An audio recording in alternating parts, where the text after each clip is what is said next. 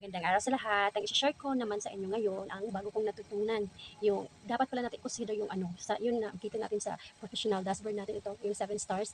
Dapat pala 7 stars siya kasi pag merong matanggal doon na stars, mababawasan yan, yes. Kasi merong nag-post ako noon yung mga anak, yung ano ko, meron ko isang pinost. Tapos may nag-comment doon, isang followers ko na bakit daw ako earned ng ano ganun, hindi pa ako namatay. Tapos sinabi ko sa kanya, ano lang po yon sa stars ko. Sabi niya, bakit hindi ako makatanggap ng stars? So sinabi ko sa kanya, meron doon is ano diyan, tingnan mo diyan sa ano, sa tools mo merong stars, i-set up mo yan.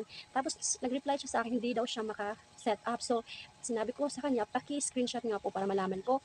Tapos ang nangyari doon, screenshot namin sa ano doon sa comment section, hindi pala yun bawal. So nagkakaroon error, so dinilit na lang namin. Tapos nakita ko noon yung screenshot niya, hindi ko nga na-save. Yung screenshot niya ano, tatlo na lang yung stars nung itong stars na to, tatlo lang naiwan, dapat 7. So, tatlo na lang. Kaya pala, meron siyang violation doon. Hindi ko nga inaano kung ano yung violation niya. Tapos yung video ko, na-delete ko pa na, hindi ko, na-delete ko siya kasi nag-delete ako ng mga ng mga video na violation. Tapos isa siya nasama na delete ko, kaya sayang wala na akong copy doon. So dapat talaga pala nating i-consider yung tingnan natin yung mga violation, i-delete natin agad para hindi mabawasan yung stars natin. Sayang hindi tayo mamonetize, sayang naman. Tulad sa kanya, malaki na yung niya, 100k na ata yung mga niya, views. Sayang, di ba? Tapos hindi siya tanggap ng stars kahit na may magsisend, hindi siya makakatanggap kasi malaki yung violation niya sa stars, hindi siya makakatanggap.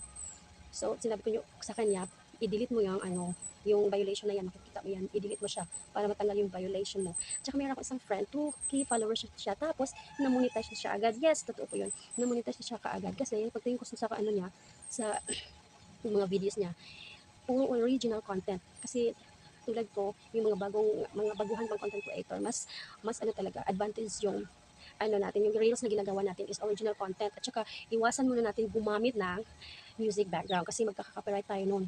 Kung yung sa mga cooking na lagyan mo ng hindi talaga maiwasan, lagyan mo ng music, dapat royal free ang gamitin, royalty free yung music. Pero ang talaga, ang pinakamaganda, wag muna daw tayong gagamit ng background music kasi para iwas sa copyright na violation.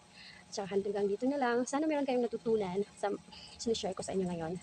Hanggang sa susunod, pakipalo para malaman nyo ang susunod na tips ko. And share. Bye-bye. God bless.